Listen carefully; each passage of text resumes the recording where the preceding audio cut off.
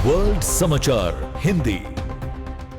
भारत, चीन और पाकिस्तान, तीन पड़ोसी और तीनों के पास न्यूक्लियर पावर है। लेकिन जब बात आती है फौजी ताकत की, तो असल में कौन कितना दमदार है?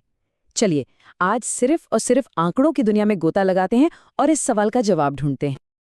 तो इस इलाके में ताकत की दौड़ में आखिर कौन कहाँ खड़ा है? देखिए, इसका जवाब किसी की राय में नहीं, बल्कि सीधे सीधे नंबरों में छिपा है। तो आइए देखते हैं कि ये डेटा हमें क्या बताता है। इस पूरी पड़ताल में हम सबसे पहले देखेंगे सैनिकों की गिनती, फिर जमीन, आसमान और समंदर में कौन कितना मजबूत है ये जानेंगे, और आखिर में इन सब आंकड़ों को जोड़कर समझने की कोशिश करेंगे कि भविष्य की चुनौतियां क्या हो सकती हैं। ठीक है, तो शुरू करते हैं। देखिए, भारत, चीन और पाकिस्तान, ये जो तिकड़ी है ना, ये दुनिया के सबसे स्ट्रेटेजिक इलाकों में से एक है। यहाँ हमेशा सबकी नजरें गड़ी रहती हैं। हमारा मकसद यहाँ बहुत साफ है, किसी भी तरह की रायबाजी से दूर हटकर सिर्फ और सिर्फ सैन्य ताकत के आंकड़ों पर फोकस करना। एक बात बिल्कुल साफ कर दें, हम यहाँ किसी को विजेता घोषित करने के लिए नहीं हैं। ये बस एक ऑब्जेक्टिव एनालिसिस है। तथ्यों और आंकड़ों को बस आपके सामने रखना है, ताकि हर देश की ताकत की एक साफ, बिना किसी लाग लपेट के तस्वीर उभर सके। तो सबसे पहले किसी भी सेना की बुनियाद पर नजर डालते हैं, यानी उसके सैनिक। आखिरकार सेना तो सैनिकों से ही बनती है ना? तो चलिए देखते हैं कि सैनिकों की संख्या के मामले में इन तीनों देशों में क्या मुकाबला है। और यहाँ पर चीन की पीपल्स लिबरेशन आर्मी एकदम अलग खड़ी दिखती है। 20 लाख एक्टिव सैनिक। सोचिए जरा, 20 लाख! ये दुनिया की सबसे बड़ी स्टैंडिंग आर्मी है। सिर्फ इस आंकड़े के साइज को महसूस करने की कोशिश कीजिए। तो चीन की इस विशाल सेना के सामने बाकी दोनों देश कहाँ हैं? देखिए, चीन के 20 लाख के मुकाबले भारत के पास 14.5 लाख एक्टिव सैनिक हैं, जो अपने आप में एक बहुत बड़ी फोर्स है। और पाकिस्तान के पास करीब 6.5 लाख की एक्टिव फौज है। तो एक्टिव सैनिकों के मामले में चीन की बढ़त बहुत बड़ी और साफ साफ दिखती है। लेकिन कहानी में एक बहुत दिलचस्प मोड़ तब आता है जब हम रिजर्व फोर्स की बात करते हैं। यहाँ पर तो पूरा गेम ही पलट जाता है। भारत 11 लाख से भी ज्यादा की विशाल रिजर्व फोर्स के साथ सबसे आगे निकल जाता है। सोचिए, अगर कोई लंबा संघर्ष छिड़ जाए तो ये कितना बड़ा फैक्टर बन सकता है। ये संख्या तो चीन की रिजर्व फोर्स से 2 गुने से भी ज्यादा है। ठीक है, सैनिक तो हो गए, लेकिन फौज सिर्फ सैनिकों से नहीं बनती।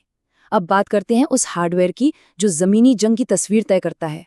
टैंक, तोपे और बख्तरबंद गाड़ियां। और जब हम बख्तरबंद गाड़ियों की बात करते हैं, तो एक आंकड़ा है जो सबसे अलग चमकता है। चीन के पास 35,000 गाड़ियां हैं। 35,000!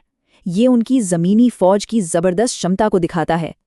ये टेबल जमीनी ताकत की पूरी कहानी को और साफ कर देती है। आप देख सकते हैं कि चीन ज्यादातर कैटेगरीज में आगे है, खासकर सेल्फ प्रोपेल्ड आर्टिलरी और रॉकेट प्रोजेक्टर्स में। ये आज की जंग के लिए बहुत जरूरी हथियार हैं। लेकिन भारत के पास टोड आर्टिलरी, यानी खींचकर ले जाने वाली तोपों का एक जबरदस्त जखीरा है, 3300 से भी ज्यादा। पाकिस्तान की जमीनी ताकत भी काफी है, लेकिन नंबर्स के खेल में वो अपने पड़ोसियों से थोड़ा पीछे है।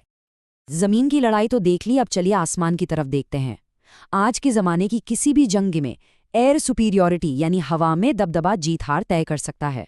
तो सवाल यह है कि आसमान में किसका दबदबा है? वायु शक्ति की बात करें तो चीन के पास एक बहुत ही प्रभावशाली बेड़ा है, जिसमें सिर्फ लड़ाकू विमान ही 1200 हैं। लड़ाकू विमानों की ताकत का फर्क तो यहाँ एकदम साफ है। चीन के 1200 जेट्स भारत के 577 विमानों के मुकाबले लगभग 2 गुने से भी ज्यादा, और पाकिस्तान के 363 के मुकाबले तो ये फर्क और भी बड़ा हो जाता है। ये जो न्यूमेरिकल एडवांटेज है, ये हवाई जंग की रणनीति का एक बहुत बड़ा हिस्सा होता है। अगर हम टोटल एयरक्राफ्ट्स की बात करें तो चीन की बढ़त बनी हुई है 3200 से ज्यादा विमानों के साथ। लेकिन यहाँ एक और चीज़ है जिस पर ध्यान देना बहुत ज़रूरी है। वो है 281 अटैक हेलीकॉप्टरों का बेड़ा। ये ज़मीनी सैनिकों के लिए हवा से मिलने वाली ज़बरदस्त ताकत है, और ये भारत और पाकिस्तान दोनों के अटैक हेलीकॉप्टरों को मिला दें तो भी उससे कहीं ज़्यादा है। चलिए, अब ज़मीन और हवा से समंदर की गहराइयों में उतरते हैं। हिंद महासागर और साउथ चाइना सी, इन इलाकों में नौसैनिक शक्ति का रणनीतिक महत्व लगातार बढ़ता ही जा रहा है। ये स्लाइड एक बहुत बड़े स्ट्रेटेजिक फर्क को साफ साफ दिखाती है। भारत और चीन दोनों के पास दो दो एयरक्राफ्ट कैरियर्स हैं। ये असल में क्या है? ये समंदर पर तैरते हुए एयरबेस हैं, जो किसी भी देश को अपनी हवाई ताकत को अपनी सीमाओं से बहुत बहुत दूर तक ले जाने की क्षमता देते हैं। और क्योंकि पाकिस्तान के पास ये क्षमता नहीं है, उनकी नौसेना का फोकस ज्यादातर अपने ही इलाके तक सीमित रहता है। अब लहरों के नीचे की दुनिया देखते हैं। पनडुब्बियां, जो किसी भी नेवी की साइलेंट किलर होती हैं, यहाँ चीन का दबदबा जबरदस्त है। 79 पनडुब्बियां, ये नंबर भारत की 17 और पाकिस्तान की 8 पनडुब्बियों के बेड़े को एकदम बौना बना देता है। मतलब पानी के नीचे की जंग में ये एक बहुत बड़ी ताकत का फर्क है। और अगर हम कुल नौसैनिक साजो सामान की बात करें, तो ये डोनट चार्ट पूरी कहानी खुद कह रहा है। चीन के 777 नौसैनिक एसेट्स के सामने भारत के 295 और पाकिस्तान के 114 हैं। ये दिखाता है कि ओवरऑल नेवल फ्लीट के साइज में कितना बड़ा अंतर है। तो इन सभी आंकड़ों को देखने के बाद आखिर बड़ी तस्वीर क्या बनती है? चलिए इसे कुछ जरूरी पॉइंट्स में समेटते हैं और देखते हैं कि आगे की राह कैसी दिखती है। तो संक्षेप में कहें तो आंकड़े साफ साफ दिखाते हैं कि चीन ज्यादातर गिनती के मामलों में आगे है, चाहे वो एक्टिव सैनिक हों या जमीन, हवा और समंदर का साजो सामान। भारत का सबसे बड़ा प्लस पॉइंट उसकी बहुत बड़ी रिजर्व फोर्स है। और हाँ, ये भी बिल्कुल साफ है कि तीनों ही देशों के पास अपनी अपनी जगह जबरदस्त सैन्य क्षमताएं हैं। लेकिन एक बात याद रखना बहुत जरूरी है, ताकत का असली पैमाना सिर्फ नंबर नहीं होते। असली ताकत तो टेक्नोलॉजी, ट्रेनिंग और स्ट्रैटेजी में छिपी होती है। ये आंकड़े हमें तस्वीर का एक हिस्सा जरूर दिखाते हैं, लेकिन ये पूरी कहानी नहीं है। और यहीं से हमारा आखिरी और शायद सबसे जरूरी सवाल उठता है। इन नंबरों से परे भविष्य की लड़ाइयों का चेहरा असल में क्या तय करेगा? क्या वो कटिंग एज टेक्नोलॉजी होगी, या बेहतरीन कूटनीति, या फिर कुछ और ही?